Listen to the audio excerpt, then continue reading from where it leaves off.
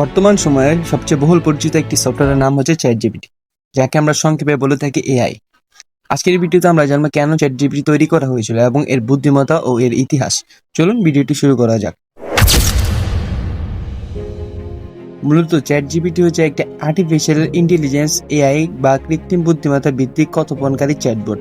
এটি তৈরি করেছে ওপেনআই নামের একটি প্রতিষ্ঠান, যার লক্ষ্য হলো এমন এক এআই তৈরি করা যা মানুষের মতো চিন্তা ও যোগাযোগ করতে পারে।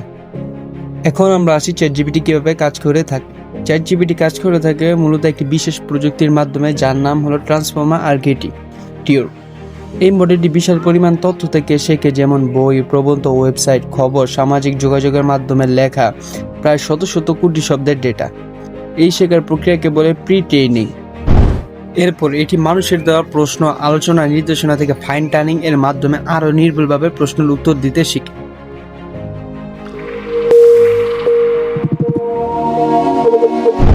চ্যাটজিপিটিকে আপনি যখন কোনো প্রশ্ন করেন, তখন চ্যাটজিপি আপনার ভাষার প্রসঙ্গ ও উদ্দেশ্য বুঝে নিজের শেখা ডেটার মধ্য থেকে সবচেয়ে যৌক্তিক উত্তরটি তৈরি করে দেয়, যার ফলে আমরা আমাদের অতি প্রয়োজনীয় তথ্য খুব সহজেই চ্যাটজিপিটি থেকে পেয়ে থাকি।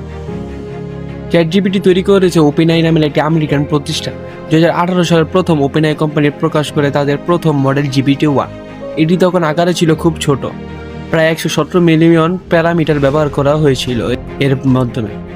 2019 সালে আসে এর দ্বিতীয় ধাপ GPT-2, যা আরও শক্তিশালী হয় এবং মানুষের মতো বাক্য তৈরি করতে সক্ষম হয়।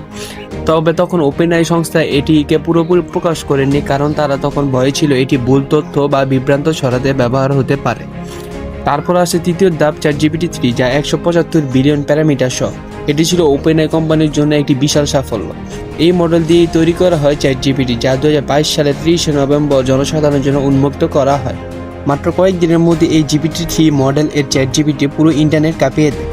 5 দিনের মধ্যে এর ব্যবহারকারীর সংখ্যা ছুঁয়ে ফেলেছিল প্রায় 10 লক্ষেরও এর অধিক। তারপর 2023 সালে প্রকাশ পায় GPT-4, যা শুধু লেখা নয়, ছবি, কোড, ভয়েস, এমনকি যুক্তি বিশ্লেষণও করতে পারে। আর 2025 সালে বর্তমান সময়ে আমরা ব্যবহার করছি GPT-5, যা চ্যাটজিপিটিকে আরও উন্নত করে তুলেছে।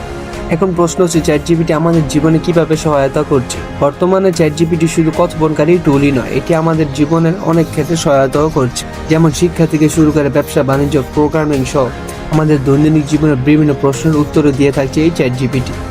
এখন আমরা আছি চ্যাটজিপিটি এর জ্ঞানের সীমাবদ্ধতা নিয়ে।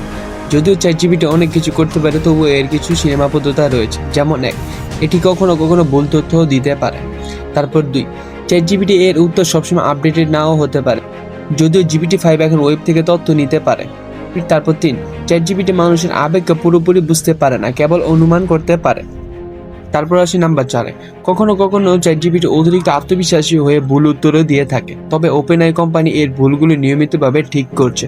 কিন্তু ভবিষ্যতে চ্যাটজিপিটি আরও উন্নত হবে এবং এটি শুধু প্রশ্নের উত্তর নেয়, বরং সম্পূর্ণ ডিজিটাল সহকারী হিসেবে কাজ করবে। কিন্তু চ্যাটজিপিটি একটি সহকারী সহায়ক এআই হওয়া সত্ত্বেও এটিকে নিয়ে অনেক বিতর্ক রয়েছে। কিছু মানুষ মনে করেন চ্যাটজিপিটি বিপজ্জনকও হতে পারে, কারণ এটি মানুষের মতো চিন্তা ভাবনা করতে শুরু করেছে। এমনকি ভয়ও আছে যে ভবিষ্যতে যদি এআই নিজের সিদ্ধান্ত নিজে নিতে শুরু করে, তাহলে এটি মানবজাতির জন্য হুমকিও হতে পারে।